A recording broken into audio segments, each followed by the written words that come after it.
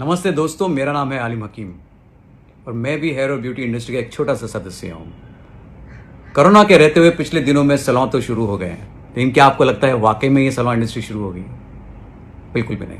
बहुत सारे ऐसे सैलून हैं जो कि बिल्कुल बंद हो चुके हैं या बंद होने की कगार में हैं, क्योंकि इन लोगों के पास रेंट देने के पैसे नहीं है, स्टाफ को सैलरी देने के पैसे नहीं है, गवर्नमेंट को टैक्सेस देने के पैसे नहीं है, खुद के खाने के पैसे नहीं है, वेंडर्स को देने के लिए कुछ भी नहीं है, तो सैलून चलेगा कहाँ से? ये सारे लोगों ने काफ़ी प्रिकॉशंस लिए हैं, PPP outfit, mask, gloves, face shields, और मैं आपसे कह रहा हूँ कि सैलून इंडस्ट्री में प्रिकॉशन पहले से लिया जा रहा है। ये सिर्फ कोरोना में नहीं, हम हमेशा अपने सारे इक्विपमेंट्स को स्टेरलाइज करते हैं, सैनिटाइज करते हैं, शुरू से करते आए हैं।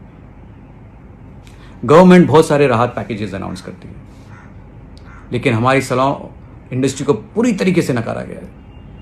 सबसे दुख की बात तो यह है कि इस लॉकडाउन पीरियड में हमारी हेयर और ब्यूटी इंडस्ट्री में से 12 लोगों ने आत्महत्या की है।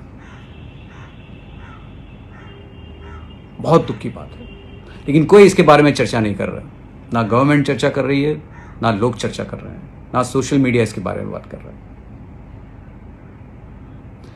मैं बहुत सारे मेरे दोस्तों को जानता हूं, करीबी दोस्तों को जानता हूं, जिन्होंने अपने सैलून बिल्कुल बंद कर दिए हैं और वो कभी वापस नहीं खुलेंगे, उन पर हमेशा के लिए ताला लग गया है, क्योंकि गवर्नमेंट की तरफ से कोई राहत पैकेज नहीं मिली है। सबके जो इंस्टॉलमेंट्स थे बैंक की तरफ से, वो 3 महीने आगे तो किए हैं, लेकिन उस पर रेट ऑफ इंटरेस्ट लगाया जा रहा है। इस कंट्री की, हमारे देश की इकोनॉमी में हेयर और ब्यूटी इंडस्ट्री की तरफ से काफ़ी साथ मिलता है। हम 100% टैक्स पेयर हैं। 100% टैक्स पेयर होने के बावजूद हमें कोई फैसिलिटी नहीं मिली।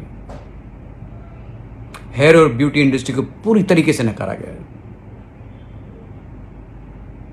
मैं चाहता हूं कि हम सब मिलकर एक आवाज बने।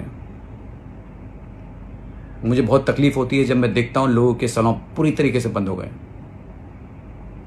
क्योंकि ये उनका सिर्फ बिजनेस नहीं, उनका पैशन भी है।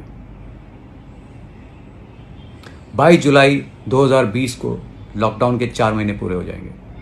मैं चाहता हूं कि मैं आपके साथ मिलकर उनको एक ईमेल लिखूं, हमारे आदरणीय प्रधानमंत्री को और हमारे रिस्पेक्टिव सीएम्स को एक ईमेल लिखा जाए सुबह 10 बजे, हमारी तकलीफ़ों के बारे में, हमारे राहत पैकेज के बारे में, किस बुरे वक्त से हम गुजर रहे हैं इसके बारे में, हर चीज़ के बारे में लिखा जाए। वो कहते हैं ना, सबका साथ सबका विकास, तो हम सब साथ में मिलकर एक आवाज़ उठानी है और हम सबको डट के साथ में रहना है। इस वक्त में ये फ्रेटर्निटी एक होनी चाहिए। हम सब एक दूसरे की तकलीफ को समझते हैं, हम सब एक दूसरे के दुख को समझते हैं।